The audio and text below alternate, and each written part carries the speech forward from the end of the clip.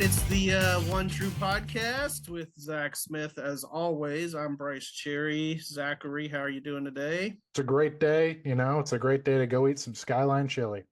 And a guy that's probably eaten a little bit of that is Scott Springer of the Cincinnati Enquirer. We ate some barbecue with Scott when he was down here for, what was that, Big 12 Media Days? Frisco. Yeah, that was good stuff there in Frisco. Yeah. I had Scott, some how good you stuff doing? last night. You had some barbecue last night? Oh, Scott's yeah. at Big 12 Basketball Media Days in KC. So where did you go for barbecue in KC? Actually, it was the night before. Jack Stack is my place because I go where I can walk, and it's not that far of a walk. And the barbecue to me, it's like some places will give you good meat, some places you might have a good side. It's rare to have the whole plate be solid. Jack Stack is always solid, so they're not paying me, but ribs and burnt ends and some sort of corn concoction and the beans and all that. So fine job by Jack Stack.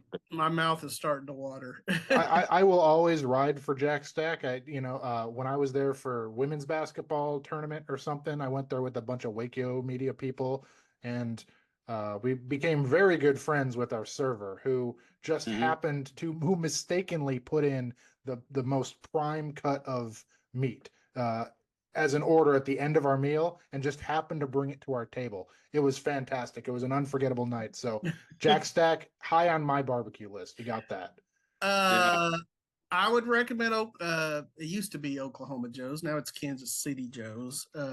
That's a fantastic place as well, but you can't really go wrong anywhere in KC. I've also eaten at Jack Stack a few times. So yeah. Culinary corner at the start of the podcast. Yes. We're changing the game. I love it. So guys, before the season ever started, we had an unofficial Big 12 preseason poll because the Big 12 got rid of their preseason poll.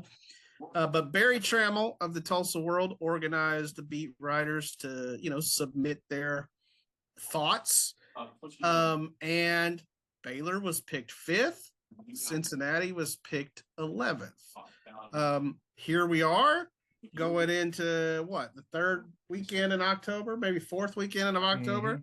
And the Bears are kind of reeling, and the Bearcats are undefeated in the Big 12, only one loss on the year. So how exactly did we get here? Well, I mean, if you look at the history of the Big 12 media poll, you almost kind of root for your team to be picked in the cellar, because I know the first year Cincinnati was in the league, they picked West Virginia last, and the Mountaineers went 9-4, made a bowl game. They did switch coaches the following year, but then last year you had Arizona State picked dead last. They make it to the college football semifinal, and Cincinnati actually beat them. But that was now the quarterback was out that game. Was that a factor? I don't know, but that was a pretty one-sided game, actually, 24-14, with Cincinnati scoring all 24 points in the first half. So you never know. Some of these games are crazy. I think there's a lot of parity because of the portal, and Baylor is just as potent as any team that Cincinnati will play. Zach? I mean, I think that game that you're talking about where they beat Arizona State was also homecoming, which is what Baylor's going into now. But I think, Baylor is still, with all of the things that have happened, I think that they've still kind of got their goals ahead of them, as weird as it seems. Vibes aren't very good in Waco. Everybody's talking about dave-aranda. Is he on the hot seat? Is he going to come back? All that. But we talked so much leading into the season about Baylor's opening gauntlet this year. And truthfully, those teams that they have played are actually good. Like Auburn, is probably a lower tier SEC team, but they're still an SEC team. SMU just beat Clemson. Arizona State looks pretty good. TCU is always going to be a tough game. So I think Baylor is disappointed to be where they're at, but I certainly don't think that they're at least inside the building. I don't think Baylor is as downtrodden as maybe people outside of the building are as to kind of their current situation. Yeah, for sure. When Scott brought up the preseason poll that West Virginia was picked last, I couldn't help but think about Neil Brown up there chastising the media for picking them last. And then no one asked him questions. Like he was gave like, them some motivation. Yeah. No, they had a decent season. So that year, it's just they fell off the next year, and that's the way it is in college football. I mean, you mentioned hot seats. There's a lot of hot seats out there, and some of these fan bases, it's they're flat out spoiled, in my opinion. It's like, what do you want every year? This is not easy. These kids are jumping around. It used to be teams, the really good teams, their 2s and 3s were better than your 1s, but see now these 2s and 3s are going elsewhere and getting some money, and that levels the playing field out, and you have decent games actually. Yeah, no, that's a great point, Scott, because like I think about that here in Waco. I've been around here since '98, so I've seen a lot of bad football. I've seen some good football, and Baylor's sitting here at 4-3, and people are gnashing their teeth and wringing their hands, and not showing up for games. And I'm like, I can remember when y'all would have turned somersaults to be 4-3. Mm-hmm. So yeah, that's a good point. Well, dave-aranda said this week that Cincinnati would be the best team we've played so far. And that's a schedule that, as Zach noted, includes Auburn, it includes SMU, it includes Arizona State. So given all that Cincinnati does well, this game doesn't feel like an upset special to me. I'm going with the home team here. But what do you guys think? Do you think the Bearcats take care of business, or is a desperate Baylor team a dangerous team? What do you think? I think the way Baylor scores, it's always dangerous. And I think the scoreboard's going to get a workout because Cincinnati's defense, they have stopped people to a point, but you look at the Kansas game, that was back and forth, and the Bearcats went the final minute 45 and scored there to get that win, and that's a high-scoring 37-34 affair. The Iowa State game, they were really running away with them, but then allowed them to sneak back into it, which Baylor has done before too. So if Sawyer-Robertson's throwing to the guys in green and gold, then you got a chance. If he happens to throw some to the red and black, maybe not. But I will tell you, last week was Cincinnati's first interception. It happened to go for 100 yards and a touchdown, so that was effective. But they've not picked off a ton of passes. They can sack the quarterback, but they've not picked off a ton of passes. So if they can do that to Robertson, that's going to enhance their chances, obviously. But you just don't, obviously the offense has been a bigger deal than the defense. Not that the defense is bad. It's a 3-3-5, kind of what Iowa State plays. Tyson Veit came from Iowa State. Bend, don't break, keep the ball in front, all that. You look at the last two games, though, teams have actually rushed the ball effectively on them and had long time-consuming drives that's kept Cincinnati from having the ball. It didn't work out so well against Oklahoma State, but UCF had a decent game plan with that, and that score was 20-11, and that was a game that it really looked like Cincinnati would run away with the Knights, but they stayed in it. So maybe that's the plan. Maybe that's how you attack it, but on the other hand, I know Robertson's not exactly a running quarterback, and I'm not sure the status of your running back, Washington, but and I know they like to throw the ball. So we'll see. I think they have to get Bryson Washington, or if he's not out there, the running game in general going. What do you say, Zach? Yeah, if Baylor runs for 125 yards in this game, they're going to win. I still am going to pick Cincinnati. But I'm definitely not confident in that pick just because I think Sawyer-Robertson and the Baylor offense, despite how they played last week, is still the best unit on the field between Cincinnati and Baylor. And like Scott mentioned, Cincinnati's pass defense is a bit susceptible at times. And I think when it comes to the best team that Baylor has played, dave-aranda is probably right. It's just the most complete team they've played. But I think that if you ask Scott Satterfield, he didn't really talk much about Baylor at his press conference, honestly. But I think Baylor would also be maybe Cincinnati's the best team Cincinnati has played, because you look at the conference schedule that they played so far. The last two are against UCF and Oklahoma State, who I don't think are very good, and Iowa State, I think at that point had a really banged up defense. So, I think it's going to be a close game. Certainly the points are going to be high. I think it was again the highest over under of the weekend. So I'm going with the Bearcats, but the optimist in me really wants to pick Baylor, but I just can't do it right now. I get that. I get that. Sawyer mentioned something. It's been nice, Scott. The last 2 weeks at Dave-Aranda's press conference, we've also gotten Sawyer-Robertson, so we're not I listened to it. He mentioned that, and I thought this was very astute of him, that you might have 2 or 3 games a season, if you're lucky, where all 3 phases play like a really sharp game. And he noted, we have not had that game yet. He said, hopefully it's Saturday. We'll see. I still don't have a lot of faith in that Baylor defense. I certainly have more faith in the Baylor offense to bounce back. I don't think you'll see another 3 interception game from Sawyer-Robertson, but they definitely have to get the running game going if they even want a shot against the Bearcats. So let's look at the rest of the conference. The only remaining undefeated team in the Big 12 is BYU. The Cougars won their Holy War game against Utah last week. That was kind of a wild scene there. That was pretty awesome. They rushed the field. That's becoming popular now, and costly. Yeah, no doubt. So this week, BYU goes into Ames to take on Matt Campbell's 5-2 Iowa State Cyclones.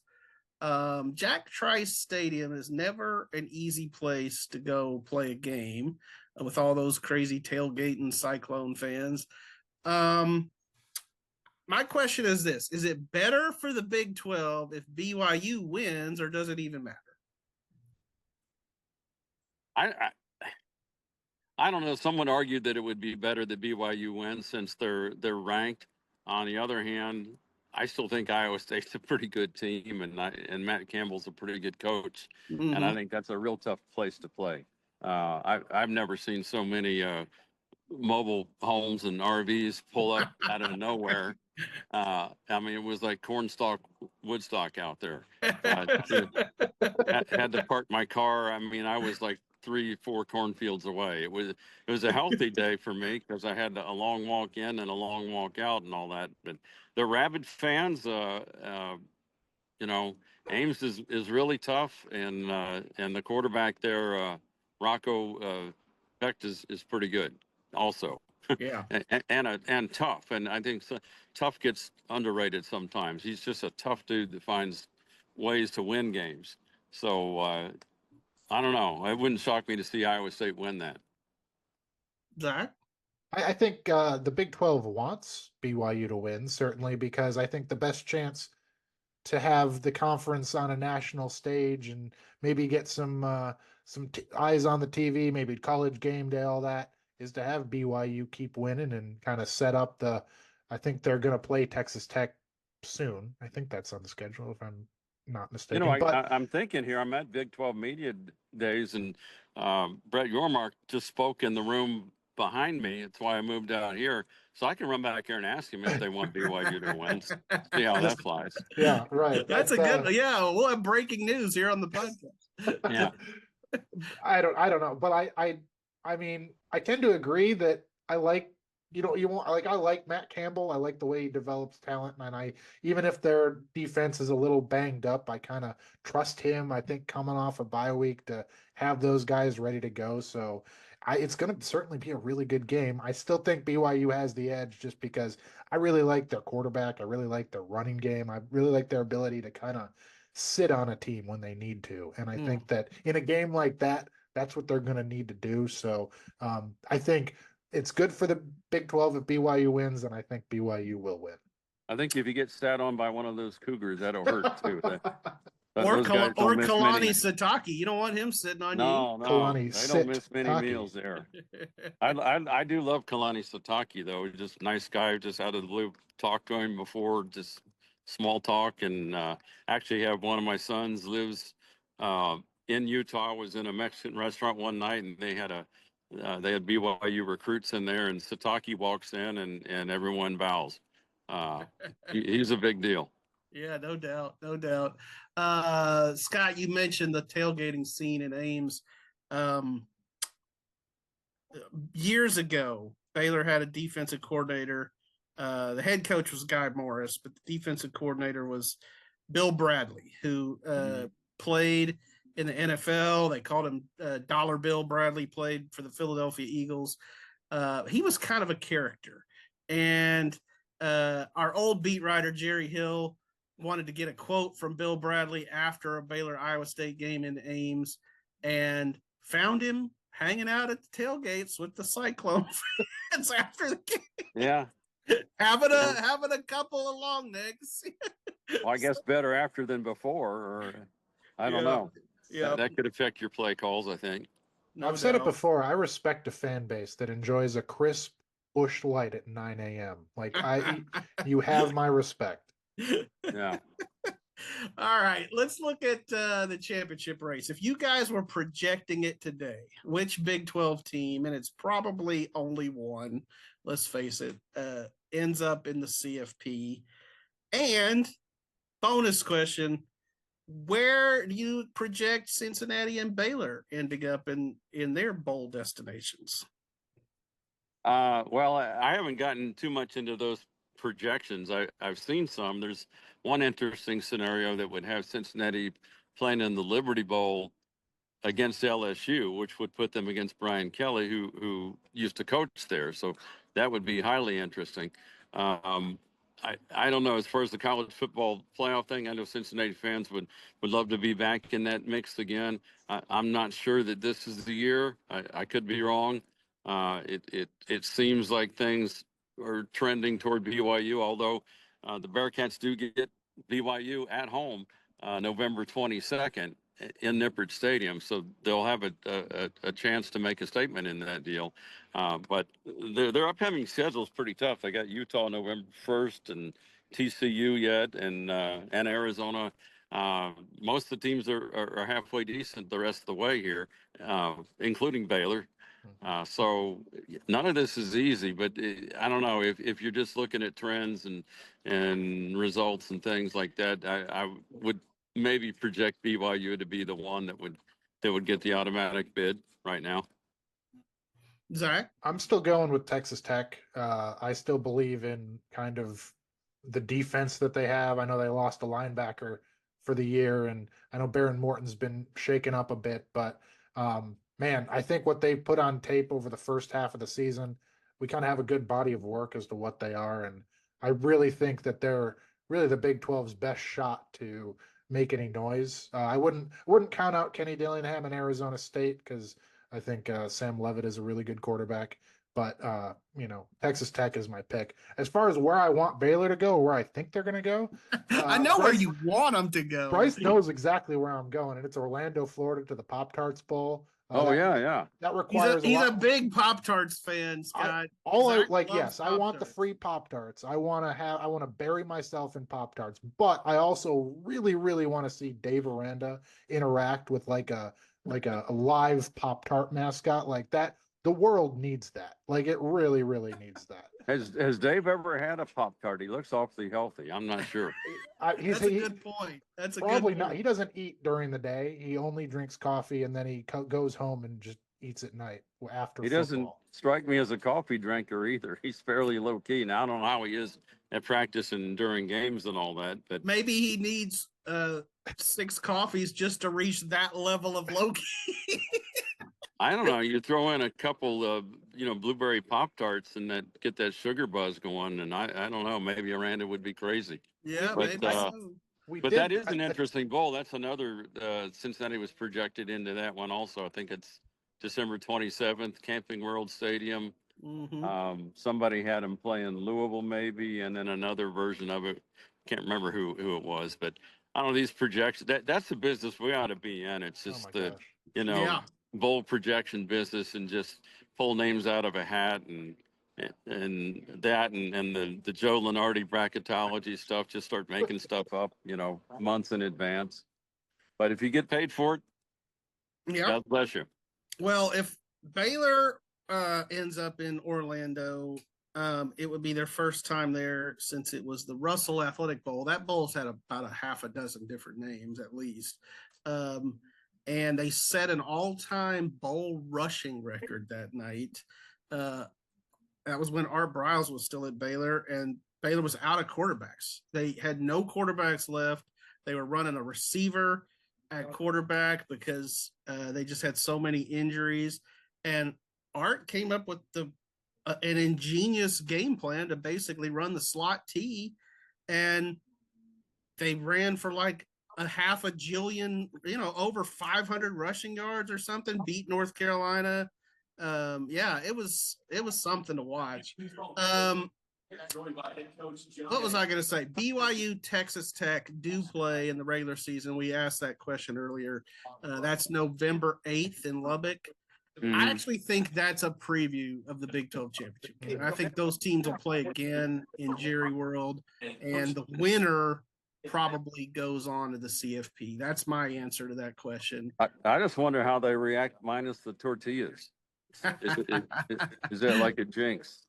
Yeah, Chad and I work with a tech guy, Chad Conine, who's a big tech fan, and he always has hated the tortilla tradition, so he's probably glad to see it go. But I know that there are a lot of fans who love it. So yeah, I bet some guys get their tickets revoked because there'll be some that still want to do it. So we'll see. Well, Scott, enjoy Big 12 basketball media days, and I'm sure we'll see you on the road in basketball season. You came to Foster Pavilion in Waco last year. So I've been there. Actually, today I talked to young Dan Skillings Jr., who was a Bearcat until April, and he was here today. Real nice chat with him, and saw Scott Drew and the guys, and here, to authenticate it, there's the UCF Knights and nice. Dawkins up there at the podium right now. So good deal. Well, we'll let you get back to it. Dan Skillings, though, did have a really good exhibition game for Baylor against Grand Canyon. I think he's going to be good for Baylor. I think he's going to. Well, hopefully so, man. Sometimes the change of scenery helps. He's always been a decent guy, great arm length, athleticism. He makes some like playground shots that you've never seen before, but he's able to make them, and he's as good as he wants to be. I'll say that. Yeah, no doubt. He's got a lot of potential. So there you go. A little basketball to close the football podcast. We'll have you back on in basketball season. There you go. We'll have to do that. We'll have to do that for sure. And Zach, we'll see you in Cincinnati this weekend. Mm-hmm. And should be a really interesting game. Thanks for hopping on, Scott. Appreciate it. All right. See you guys.